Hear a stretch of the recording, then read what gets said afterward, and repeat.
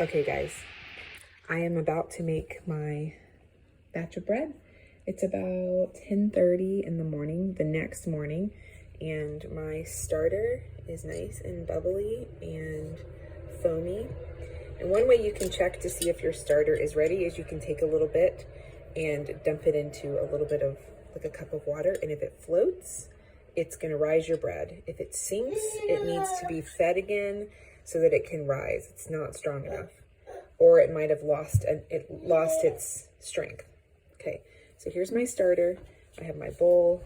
I have some bread flour in a recycled container, and I have some water. And I have my dough hook, which you can use a wooden spoon. And I have a helper, and a helper, and a helper. Okay. So what we're gonna do is we're gonna put our bowl on the scale. And we're gonna tear. We're gonna tear it out. Good job.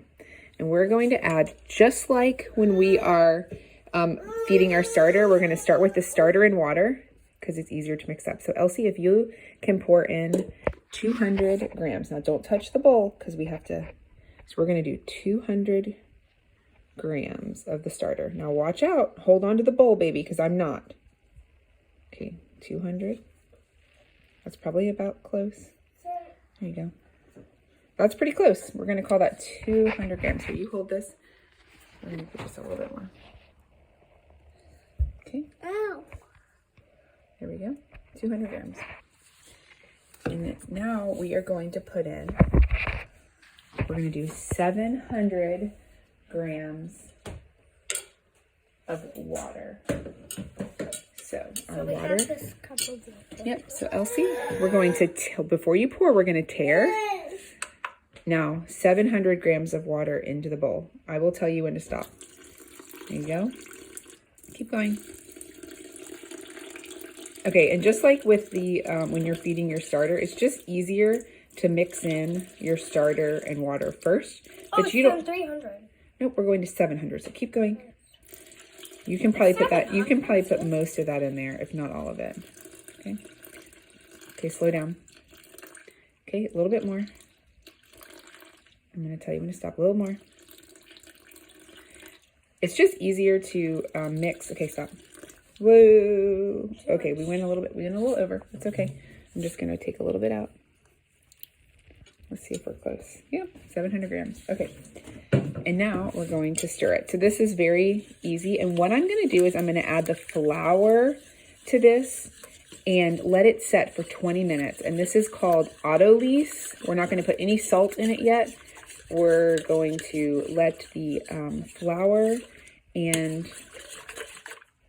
the flour and the water and the yeast kind of become one, and then we can add salt and a little bit more water, and then start to actually like stretch and fold the bread. So there you go. Now we're going to add our flour. Oh. This is getting long. I don't know if they want to watch all of this, but all right. So we will put it back on the scale. I don't know why I took it off. Okay. We're going to tear it, and now we're going to start putting flour in. And we're doing 1,000 grams of flour, and we're doing 700 grams of water. So our hydration is going to be 70%, which is a pretty wet dough. So we're going to do 1,000 grams of flour. So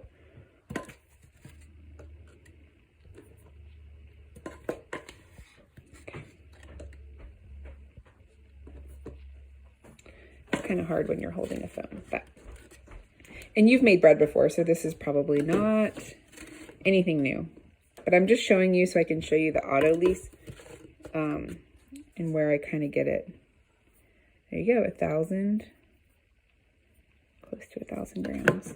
Now sometimes, I'm not going to do it this time just to make it simple, but sometimes I do 100 grams of whole wheat flour and 900 grams of white. There you go. That's pretty close. And then we're just going to take our dough hook, and Elsie is going to, let's take it off of the scale, baby. Push the scale away. All right. And we're just going to Stir it until it's kind of a lumpy mess, but not very many dry spots. And then we're just going to let it set for 20 minutes, and then we'll add salt and water.